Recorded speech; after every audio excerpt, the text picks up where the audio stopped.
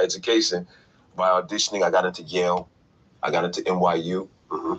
And I chose NYU. Most would have jumped at Yale, Ivy League prestige, connection to greatness. But Wood chose NYU because he was a rapper, and New York was where hip-hop lived and breathed. He wanted to be on the mic, not in Connecticut. Here's the problem. Wood Harris was incorrigible. He showed up late, every day, late to classes, late to rehearsals, late to everything. He'd been grinding Chicago, staying up, making music, studying the craft on his own terms. The structure of conservatory training, it felt like prison. NYU put him on probation. He kept showing up late. Then they kicked him out. Yeah, I still got my diploma because the prosperity party is just crazy around me. It really is. I still got the diploma, but what happened was I got above the rim the first year I was a freshman in college. I got above the rim. They allowed me to do the movie in that I wouldn't make up the semester. But here's the twist. The head of the theater department, a woman named Zelda, posted Wood's probation details on a public bulletin board, private information for everyone to see. A student president named Steve Ram saw it and said, "This isn't right." The students rallied. They demanded Wood be reinstated. But this dude was like, "No, this isn't right." You know what I mean? She can't put your stuff on the board like this. And the students all said, "Yeah, this isn't right." And he was. That solidarity, that refusal to let a talented black man get quietly erased, it saved Wood's career before it even started. He stayed at NYU, earned his Master of Fine Arts, and became part of a graduating class that included Jeffrey Wright, Mahershala Ali, and eventually paved the way for students like Jonathan Majors and Sterling K. Brown. But the real break came in 1994, during his first year of grad school. Wood's brother Steve helped him land his very first professional audition, the movie Above the Rim, a basketball drama starring Dwayne Martin and Tupac Shakur. Wood got the role. First audition, first film. Yeah, he's how I kind of got like my break in Above the Rim, which was my first audition. So I'm very what's the word? I wouldn't say, but I'm lucky, I guess you could say. He played Motah, a streetwise character who knew the game. The movie was filmed while Wood was still in school, and he had to balance shooting schedules with conservatory requirements. But working with Tupac, that changed everything. Wood and Tupac had chemistry. They talk about Gandhi, Lorraine Hansberry, revolution. Tupac wasn't just a rapper. He was a student of theater himself, having attended Baltimore School for the Arts. Two young black men from the streets, both using art as a weapon. That's the thing. I never had a weird conversation with Tupac. He was bright, very bright. Wood spoke to Tupac 2 weeks before he was shot in Las Vegas. Just a regular conversation, no premonitions, no warnings. 7 days later, Tupac was gone. But here's something most people don't know. At the end of Above the Rim, Tupac's character gets into a final confrontation. Except Tupac wasn't there. He'd already been shot in the Quad Studios incident in New York in November 1994. The production had to use a lookalike for the final scenes. End of the movie, he was shot the first time. And the movie wasn't done yet. At the end of Above the Rim, there's a lookalike. A doppelganger so identical that even diehard fans don't notice. Wood says the guy was a spitting image. Where is he now? Nobody knows. In 2000, everything exploded. Wood starred in 3 projects that would define his career forever. First, he portrayed Jimi Hendrix in the Showtime biopic Hendrix. I'm so glad my lonely days are gone. He didn't just act. He method acted, immersing himself in psychedelics to understand Hendrix's mindset. Not acid, but mushrooms. Microdosing. Trying to touch the genius and madness that made Hendrix a legend. I did the same thing with Jimi Hendrix. That was the only shit I would try. I couldn't try the acid and all this and that. Oh, wow. I wasn't microdosing. What I did was this. This was a long time ago. I knew this cat in New York who had shrooms. He ground it up for me, put them in these capsules. Then came Remember the Titans. Wood played Julius Big Jew Campbell, the black linebacker who overcomes racial tensions to unite a Virginia football team in 1971. He's paralyzed from the waist down. Don't say that to me. Don't say that to me. The film, starring Denzel Washington, became a cultural phenomenon. For Wood, working across from Denzel was surreal. He'd auditioned for Denzel years earlier and didn't get the role. Now, here he was, in a major Disney film, acting opposite his idol. There's a scene where Wood's character finds out his best friend is paralyzed. The script just said, Ace cries. Wood had a method. Before the scene, he thought about his father. He thought about pain, loss, grief. When the director said action, Wood walked through the door, already on the edge. His co-star delivered the news, and Wood shattered on camera. I got myself to this point where it's like, I feel this way. They say action, but I can't come in with that energy. I come in like, what's going on? And as soon as he say, my man, this and that, then I was able to let go, and you see tears. Denzel gave Wood advice before the second take. Don't make a lot of sound when you cry. Wood ignored him. Denzel says to me, don't make a lot of sound when you cry, right? Because I was, sniffling this. He said, don't sniffle. He trusted his instinct over his idol's advice. That's the kind of confidence that separates good actors from great ones. And when Roger Ebert later reviewed the film Next Day Air and trashed it completely, the only thing he praised? Wood Harris. But the crown jewel was still coming. In 2002, Wood starred in Paid in Full, a crime drama. How do you give your book the best chance to succeed in 2026?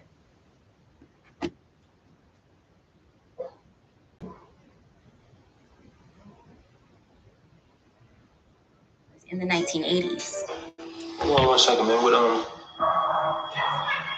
What you looking for? Wood played Ace, based on AZ Faison, a real-life kingpin. Before filming, Wood met AZ in a restaurant. AZ told him the story that would become the iconic Mitch's death scene. I was with Ace, AZ, actually.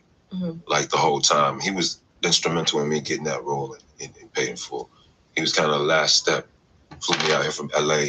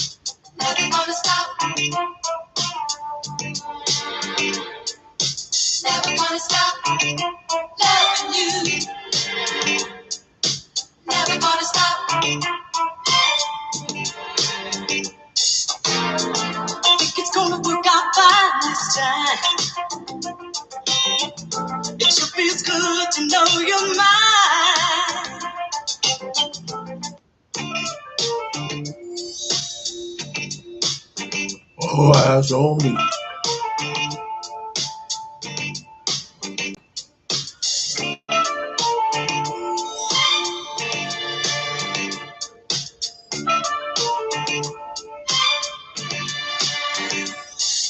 Never gonna stop loving you.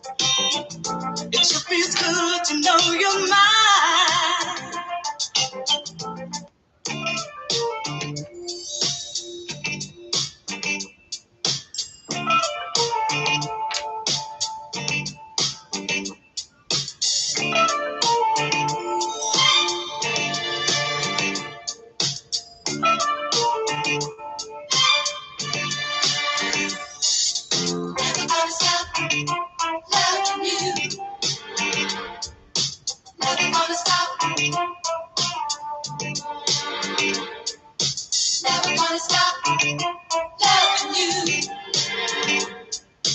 Never gonna stop. Think it's gonna work out fine this time. It sure feels good to know you're mine. All eyes on me. Thug life.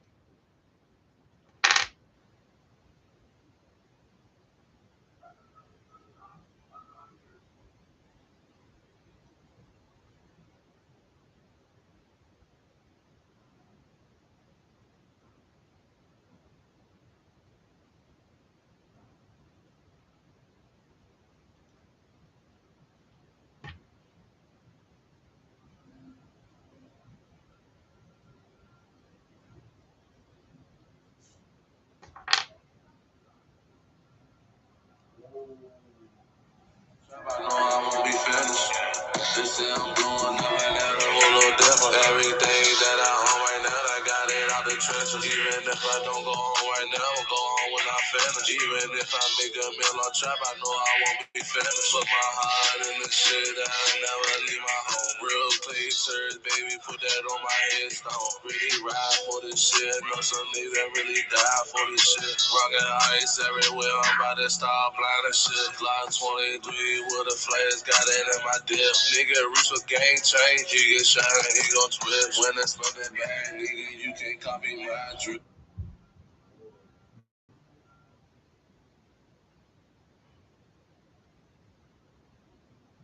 That way.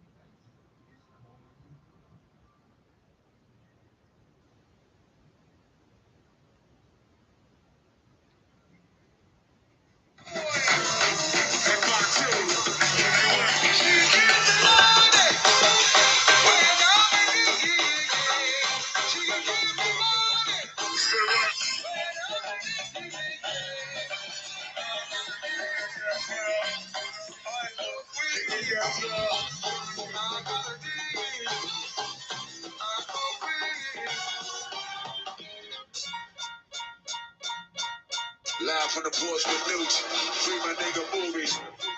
I'm coming home to you when something see through. Live from the porch. So I can see your heart. But I can't have a car. Don't even for me. I watch the sky all day. Night is where I find you and peace of mind. My days are filled with free. I truly give you what you need because you love me for me. Put myself through you. I can't help myself. Talk to a word. You can find my weakest spot. You're a better woman too. Dream and sleep next to. That's what I'll always be with you. Yes, I'm funny like a clown, but I'm never down. As long as you're around, there will never be your the one for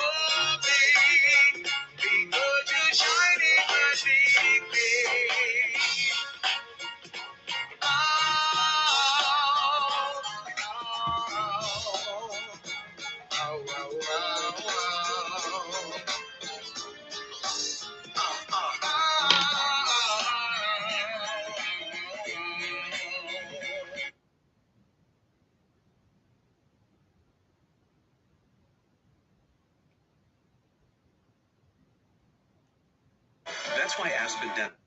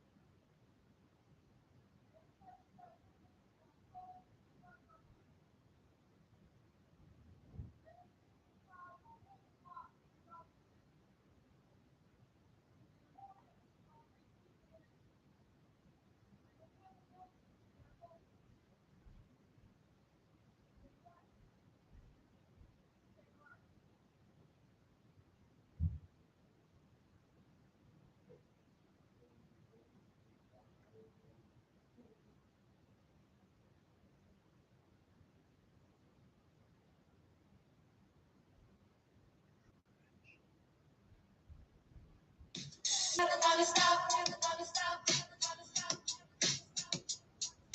never gonna stop, never gonna stop loving you. Never gonna stop, never gonna stop, never gonna stop.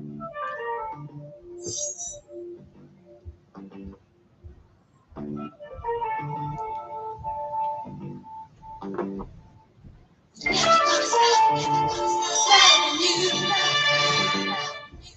Never gonna stop, never gonna stop,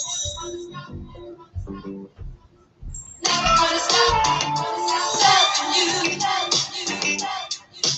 Never gonna stop, never gonna stop, never gonna stop, never gonna stop loving you. Never gonna stop, never gonna stop.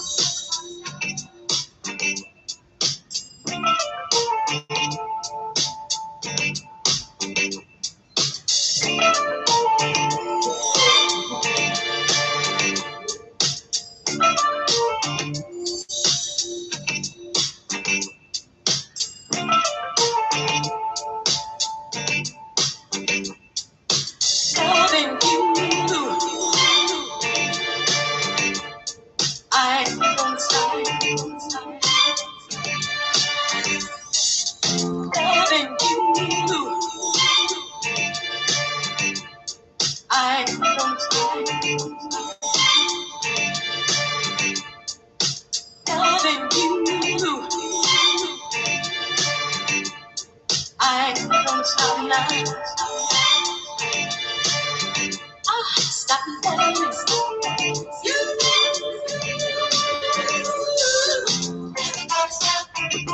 loving you.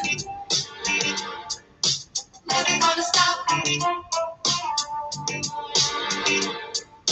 Never gonna stop loving you. Never gonna stop. Never gonna stop loving you. Never gonna stop. Never gonna stop loving you. Never gonna stop.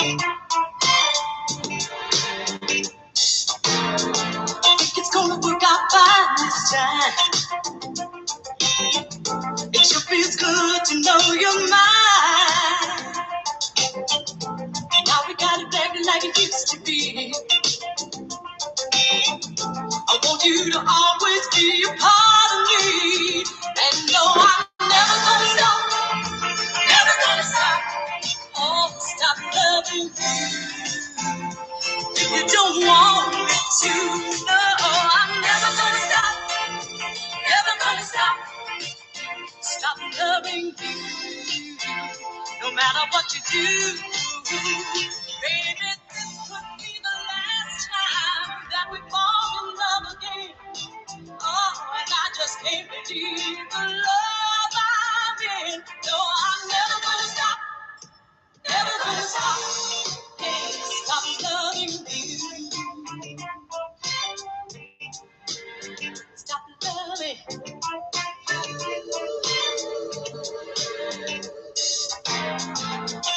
for being such a lucky girl. Almost let you slip right out of my world. And it's so nice just to hear you say, I can hear you say, that in my arms is where you want to stay. And no, I'm never gonna stop, never gonna stop. Oh, stop loving you. If you don't want me to, I say I'm never gonna stop, never gonna stop. Oh, stop loving you. If you don't want me to, I say I'm never gonna stop, never gonna stop. Oh, stop loving you. If you don't want me to, I say I'm never gonna stop, never gonna stop. Oh, stop loving you. No matter what you do, baby, this could be the last time that we fall in love again.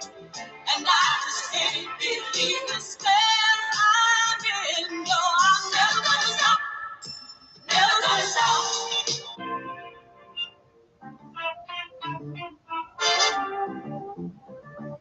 Loving you. Don't stop, loving you. I don't stop, loving you.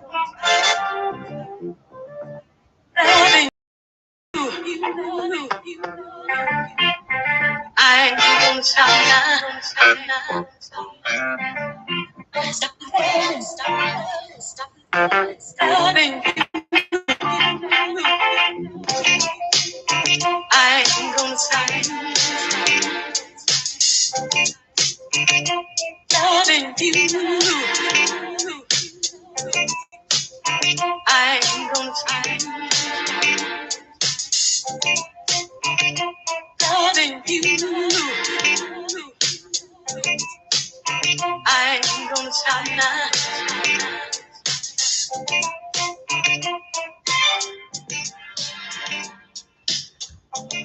Oh, stop loving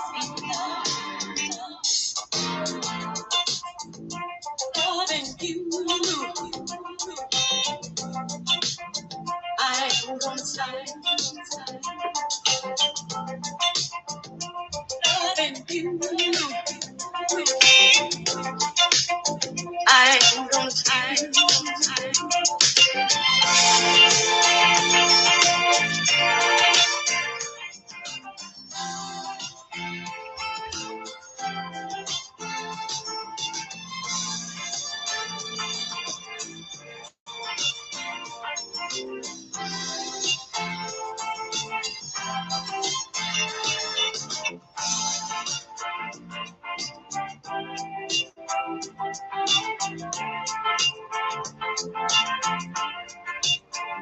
No, I'm never gonna stop, never gonna stop. Oh, stop loving you.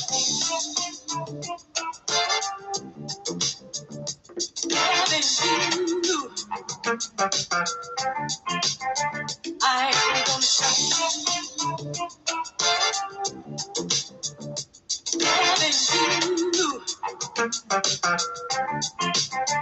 I ain't gonna stop loving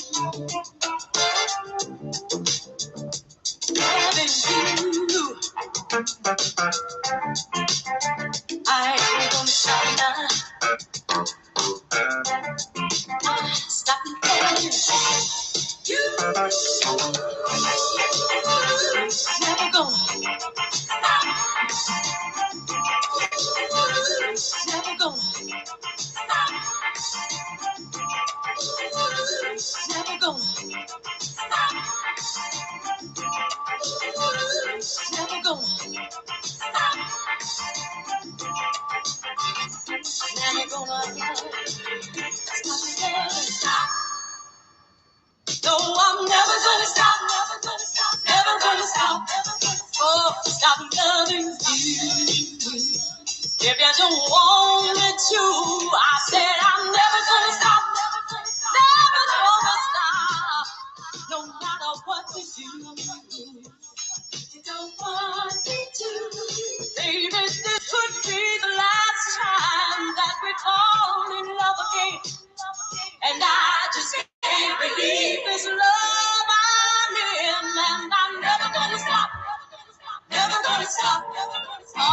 stop loving you. If you don't want me to, I say I'm never gonna stop, never gonna stop. Oh, stop loving you. If you don't want me to, I say I'm never gonna stop loving you. No matter what you do, never gonna stop, stop loving you. If you don't want me to, I'm never gonna stop.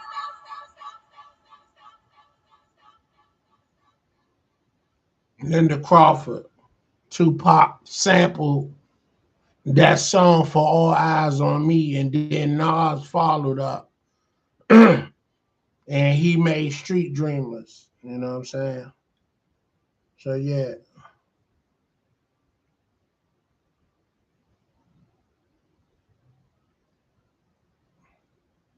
I love that song. That's why I play it so much.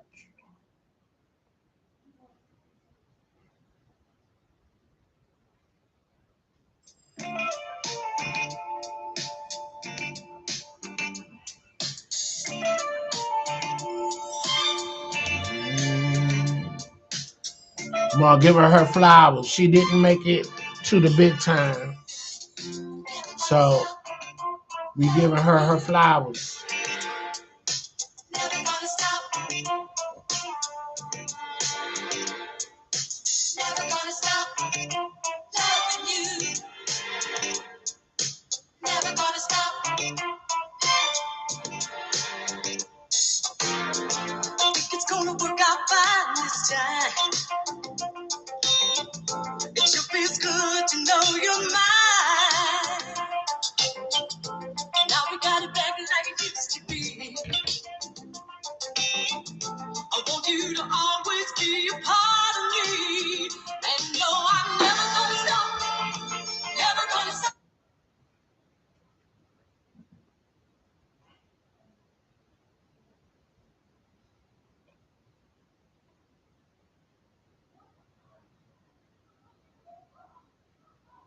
On AZ Faison, a real-life kingpin. Before filming, Wood met AZ in a restaurant. AZ told him the story that would become the iconic Mitch's death scene. I was with Ace, AZ, actually. Like the whole time. He was instrumental in me getting that role and Paid in Full. He was kind of the last step. Flew me out here from LA, met with him in a restaurant, told me a story that's in the movie, and the Outpost story. And then a week later we were shooting, and I was really like, I love this. I gotta really can't do a disservice to this real life person. 1 week later, they were shooting. Wood, Micheal Pfeiffer, and Cameron created something legendary. The movie didn't get a massive theatrical release because of beef between producer Dane Dash and Harvey Weinstein. Instead, it leaked to the streets. Bootleg DVDs sold everywhere. The culture claimed it. And now, Paid in Full is tattooed on bodies worldwide. Wood Harris's face as Ace, inked into skin from New York to Los Angeles to London.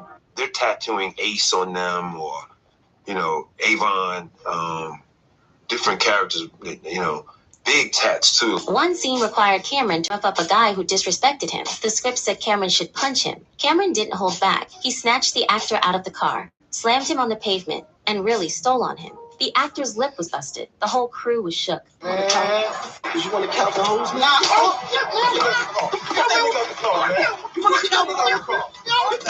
Director Charles Stone kept the tape. That raw, chaotic energy, that's Paid in Full. Cameron snatched him out the car. That's not in the script. This dude had a real busted lip. You heard? Snatched him out the car. Whole body hitting everything, every step. Slammed him on the ground, really stealing on him. Charles Stone directed Paid in Full. Shout out Charles Stone. He was like, yo, Wood, we had the best. Very relational, very patient. I guess the greatest.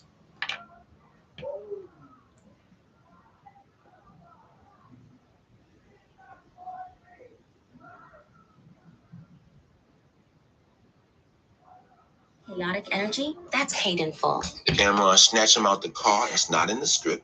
This dude had a real busted lip. You heard? Snatched him out the car. Whole body hitting everything, every step. Slammed him on the ground, really stealing on him. Charles Stone directed Paid in Full. Shout out Charles Stone. He was like, yo, what? We had the best shot today. I just got to tell you what happened. He said, Cam really punched the guy. We kept it. We got it. Then came The Wire. In 2002, HBO premiered a show that critics called the greatest television drama ever made. He knew when he hung himself how we was going to carry it. He knew when he did that we was going to be in a moment like this. Wood Harris played Avon Barksdale, a West Baltimore drug lord, loosely based on Nathan Bodie Barksdale. The character was layered, ruthless but loyal, intelligent but trapped by the game.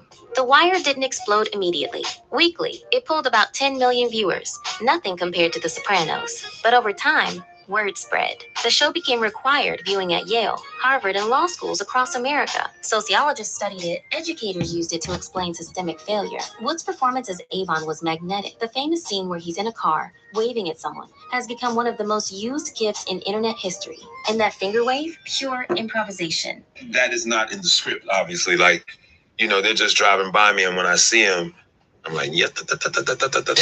Nobody told him to do it. He just felt it in the moment. Wood reunited with his Wire co-star Michael B. Jordan years later on Creed. Dude, what you smiling for, dog? You over there beating you worse than last time. Like, is something I missed? Jordan, who played Wallace as a teenager on The Wire, had become a megastar. Wood played Tony Little Duke Evers, a trainer and mentor figure across all three Creed films. Jordan directed Creed 3, and Wood was there, full circle, watching the kid he once worked with command a $100 million franchise.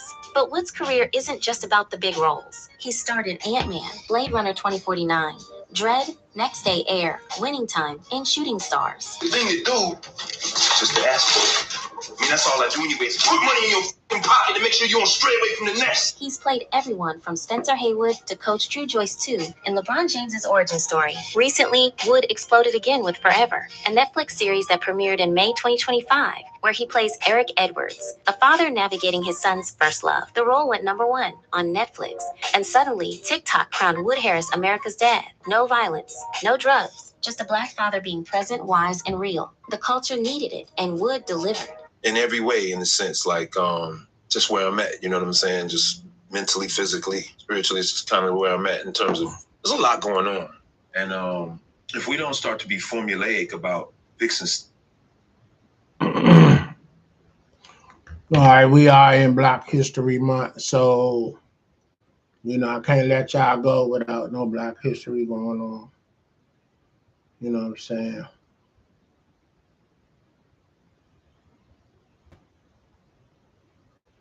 All right, let's get to it, man. You know, I'm on my Black History 365. You feel me? Let's do that.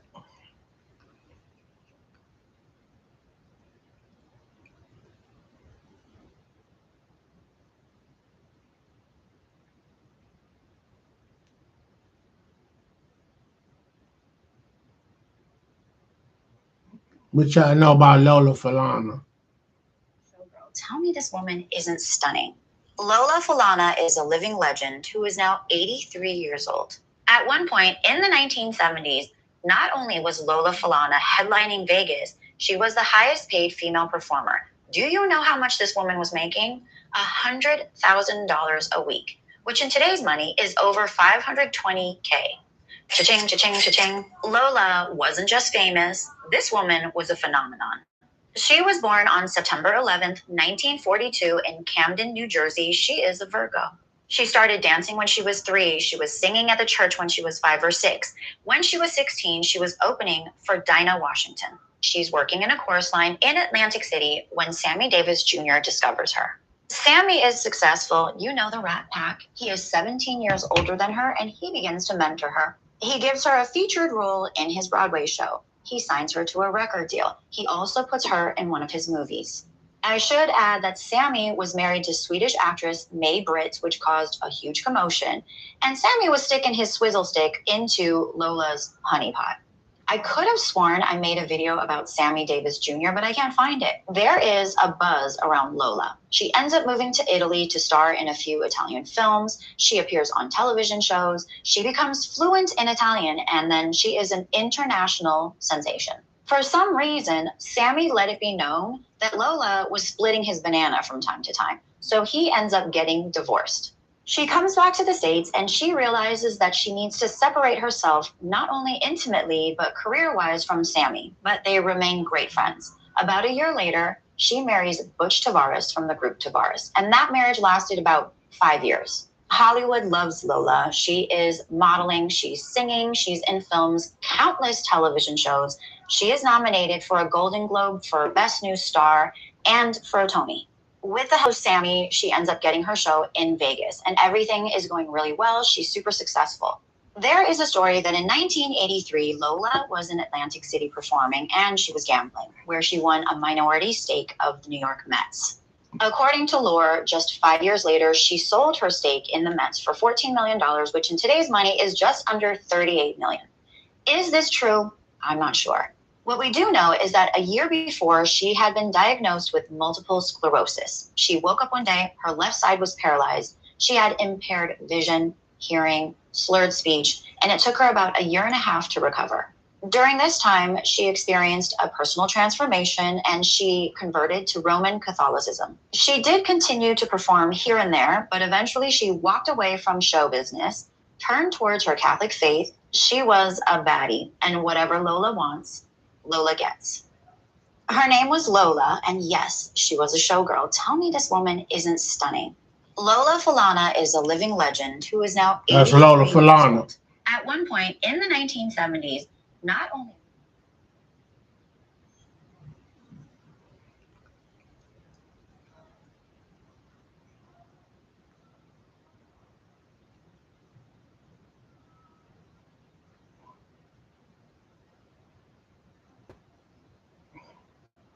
versus City of Chicago et al. In the amount of $14,750,000. Hearing no objection, seeing no hands, so ordered. Come here, Mama. They couldn't break me. They couldn't break me, Mama. James Gibson was awarded almost $15 million by the city of Chicago for spending almost 30 years in prison for a double murder he didn't commit. Not only that, but he was tortured for days, he told us, by a Chicago police unit that would end up being tied to more than 100 cases of abuse. This settlement, by the way, is just a fraction of the over $100 million worth of settlements struck by the city of Chicago tied to police misconduct cases just this year. Now, I was with James Gibson at City Hall when he got literally millions of dollars, but he wasn't celebrating in the way you would think. How you feeling, James? Wow. How do I feel, man? I'm in war. I've been at war. I'm punch drunk. I'm still swinging. I don't know. Is the fight over with or what? Right from City Hall, we went to his mom's old house. She was his rock. She told me I was coming home, and I believe that. She told me. And I'm still mad, too. But she wouldn't live to see that happen.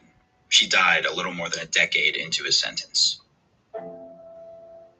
I say every time I get a blessing, it rains. It'd be my mama.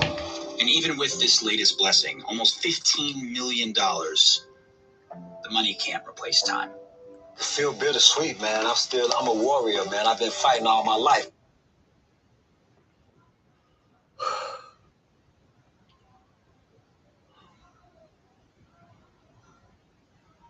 Would you do 30 years to get $14 million?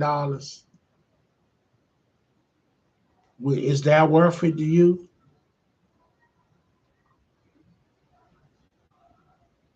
I don't think so. Ain't nobody in their right mind going to say yeah. And if you say yeah, you lying. Fuck out of here. You know what I'm saying? Ain't no motherfucking boot camp. It ain't no summer camp. That's survival in there. You know what I'm saying? Not that I would know nothing about it, but I got plenty of relatives and homeboys in there. And they'll tell me, D, keep doing what you're doing. We proud of you that you didn't go down the wrong path and you stuck to your guns and you play by the rules, you follow the rules. But I don't take all the credit, you know. I had the supporting cast, a strong family, a present dad that was a G in these streets. So he already knew what it was going to take for me not to go that route. He had to keep his foot on my neck, and he did that with intimidation. You know, I was scared to do anything wrong because I knew my father didn't play that shit. Then I had a mother that gave me love, you know, reassurance. And then I had a spiritual centerpiece, which was my grandma's. You know what I'm saying? So everybody don't get that. So I do feel lucky. I do feel like I'm one of the lucky ones. You feel me? For sure. You know what I'm saying?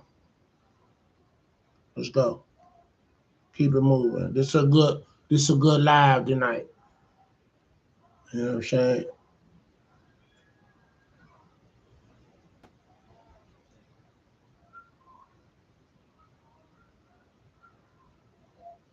Let's go. 42 minutes in. Going for that hour. You feel me?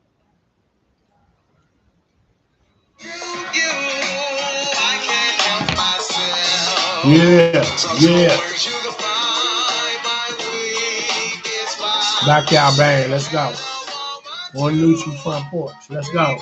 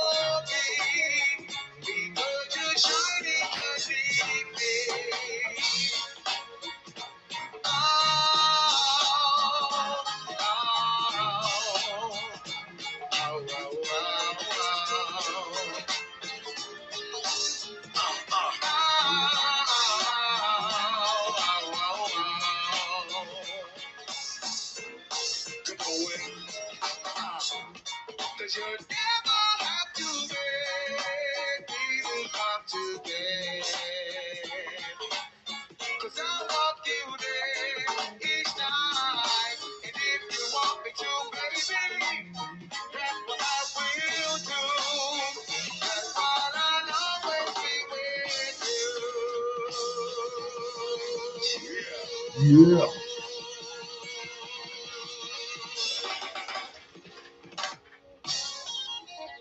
Live from the porch. With my man Booby. Boy, one way. Happy birthday. Peace and love. Rest in peace, Chucky. Happy birthday, Tamarree. Love you, big guy. That's my nephew. That's my nephew's son, Tamarree. Backyard, nigga. Hey, that's the front porch live, man. I ain't Rest never in seen no peace, shit Chucky like Book. that before. Chucky Backyard on the Thompson. front porch, what they say? Hey, love y'all, That was man. our Appreciate producer. you, man. Free Booby. Rest in peace, Chucky. Front porch forever, man.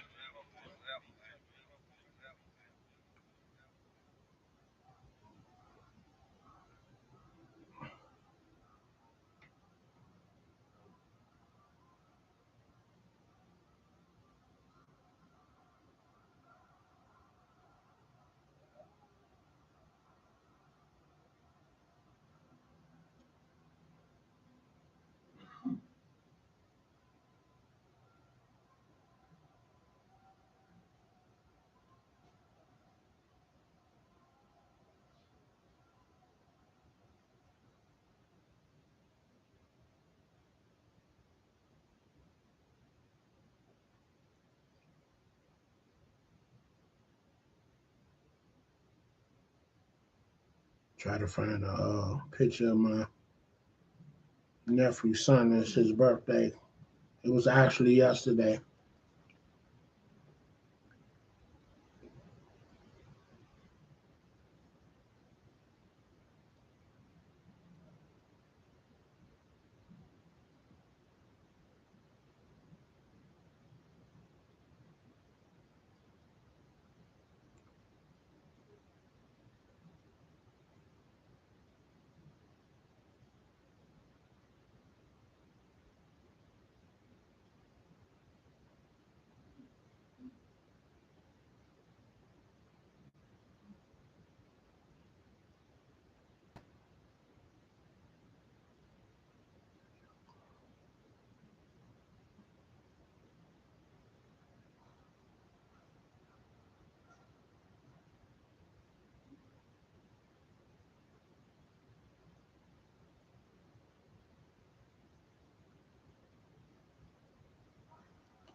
There you go. This little man right there. I think that was 2 years ago. He was 5, so he's 7 now. Wearing glasses and everything. Yeah. That's my man right there. Little Tamarree Chambliss.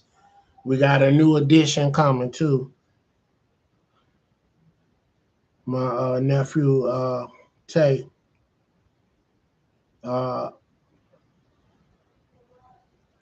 He having a son, you know. So another Chambliss man coming. My peoples just hit me from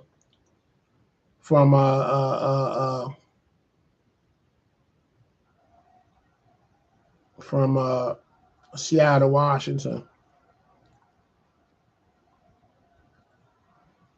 Trinidad Chambliss uncle. You know what I'm saying? Yeah.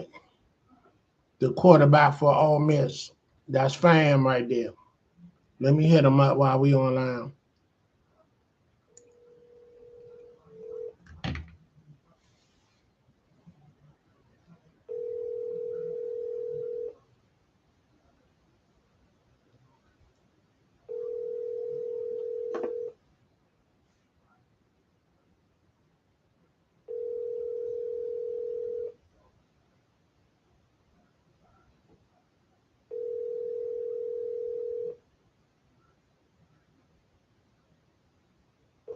Your call has been forwarded to an automated voice messaging system. 8322. Yeah. Y'all don't need all that. He might call back. We playing phone tag.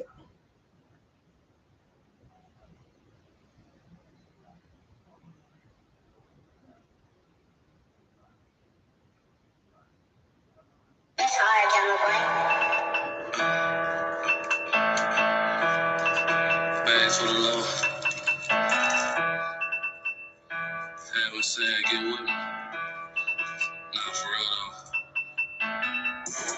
Stacking this money, trying to bust my wrist. Got rap niggas, no place.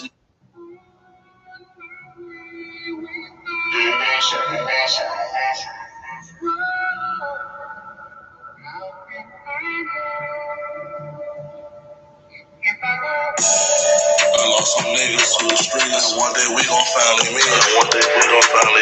Catch up on with niggas up in trap from grandma, we gon' bang it out. Streets will turn up in my city, ain't no chill, no hanging out. Lately I been breaking bonds with niggas, I'm trying to hang some out. Niggas ain't getting no paper, but they talk like what's the hype about? We gon' take a second on this beat to say long live the guy. Smoke a blunt of reefer, say I'm sad. Long live fucking God. Round 100 people deep inside, I feel like I'm by myself. Mentally I've been fucked up, ain't nobody know I've been needing help. Papa jamming back to back, I'm styling, trying to kick his heel. Blowing up be like you jamming hard. I'm like, bro, this chill. Having talks with Bay like when I get this paper, what I should do. Start a truck and business, buy some land and build you up a stew. Get you a fine lady that's gonna motivate and push you too. I was stuck up in that Barcelona, I had to spend my view. It's me versus me, but I ain't selfish, I'ma bring my crew. All my niggas round the tent, we family, ain't no falling out. Ain't no more new niggas in my circle trying to figure us out. Talking about you love me on the low, you trying to take me out. I lost some niggas to the streets. One day we gon' finally meet. Catch up on with niggas up in trap from grandma, we gon' bang it out. Streets will turn up in my city, ain't no chill, no hanging out. Lately I been breaking bonds with niggas, I'm trying to hang some out. Niggas ain't getting no paper, but they talk like what's the hype about? We gon' take a second on this beat to sit on little guys. Smoke a blunt of reefer, say I'm sad. Long live fuck.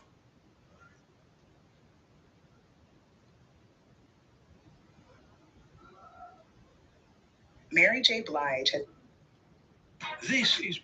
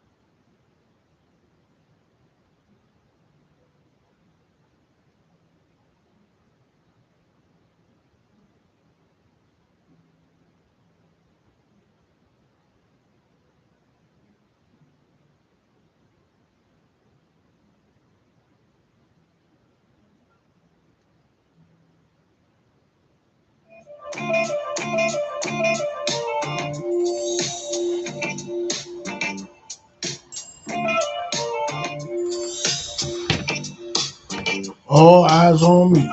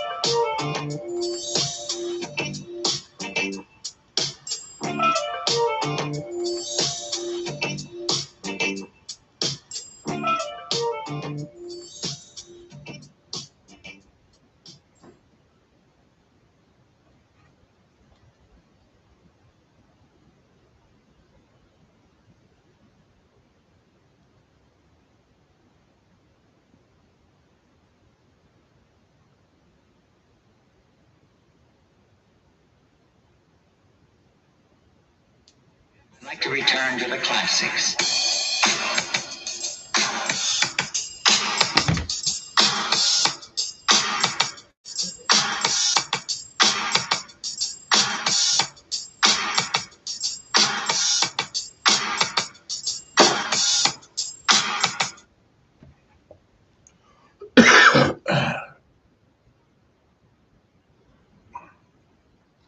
All right, let's get back to our Black history, man. You know what it is.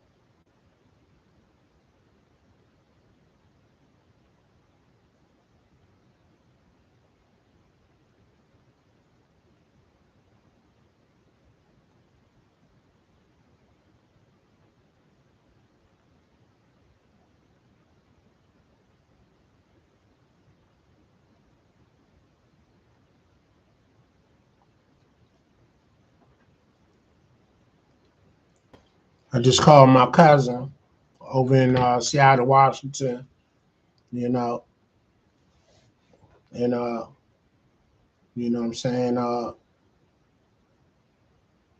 he has the direct link to Trinidad Chambliss, our family, and you know, in Oxford, Mississippi, and yeah, so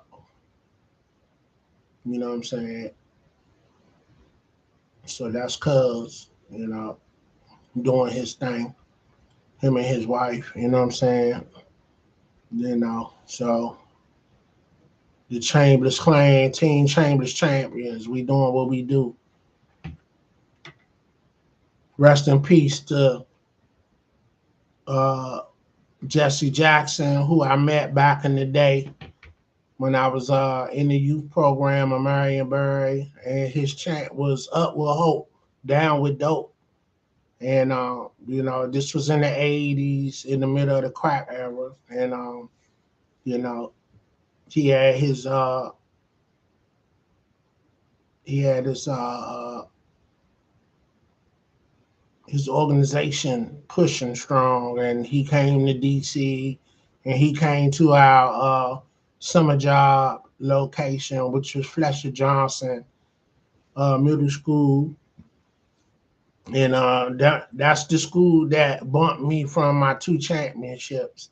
I was just telling my wife that I got so much history with Fletcher Johnson, and you know, them jokers took our championships. They had ringers. So I want my trophies, you know what I'm saying? And then they patronized you, you know, they gave you the biggest trophy, and that was second place and not first. so, so when we came back to the school, everybody was like, "Y'all won?" I was like, "Nah, we lost." Well, why y'all got that big trophy? That's second place. They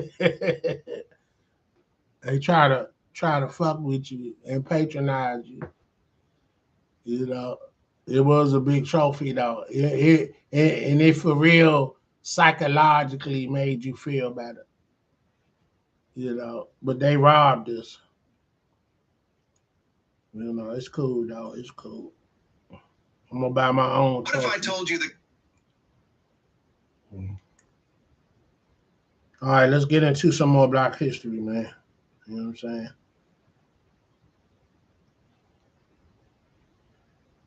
Let's go to DC. Godfather, go. Let's go. Let's go. Seagraves. Did you come from a big family? No, I'm not. Okay. I was my mother's only child, but my real father had quite a few children. I never met him. He passed before I was 9 months old, and I never met him. But I have a very big family that I've never seen. I've got cousins and I've got brothers that I've never seen. They're 80 years old. I'm supposed to be the last child. My father. I had a good stepfather. My stepfather, he was a good man. He took me and took care of me, you know, like his own. You know, he loved my mother, so why not me too, you know? Yeah. And met him when I was like 2 years old. My mother had been married before. She married a young man named Sandy Hill, and he died. He died at the age of 28. He got killed in a skin game, gambling, and over less than $1. You're probably the best known Washingtonian there is. You've grown up all over the city, but this is a neighborhood that's very special to you. Yes, it is. It is. I grew up all over D.C., but I lived right around the corner for about a year and a half or so. And I went to Hayes School, which is on 5th and Rhode Island Avenue. I got put out of there because I used to get in a lot of fights. And I used to shine shoes right in front of this entrance here. Police used to come and run me away from there. I had a little small shoe shine box, a kid. Down like a dime, you know what I'm saying? Shoe shine, 5 cents, a nickel, and a half a dime, which is 15 cents, you know. And sometimes I just charge a dime. People used to tip me, you know, a quarter or so. And Chuck Brown, baby. Run me away from there and come around the side here with my box. And you do that when there were events here at the U-Line or the Washington Coliseum? Right. It was called, I don't know what it's called, the U-Line Arena, ever since the 30s. And I was hanging around here around 1946. So you remember more than just concerts here. There were sporting events here. Right. You got a taste of just about everything growing up. Sandy Sadler and Willie Pep. Willie Pep!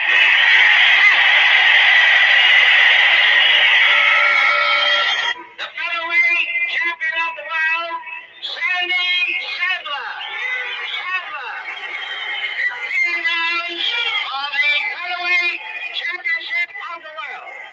I had a chance to sneak in that night, right through the front door. Do you remember who won the fight that night? They fought about 5 times. I think Sandy Sadler won that one. The streets finest, Bday. I was trying to wait on my cousin to chime in so he could be on there live with us. But he must be away from his phone or busy. So we signing off. We done got an hour in. So we holler. Like, share, subscribe. Let's go. Bday, streets finest. We do this. They changed the name to the Washington Coliseum, and they started having concerts here. They had some great acts in here, great acts. Now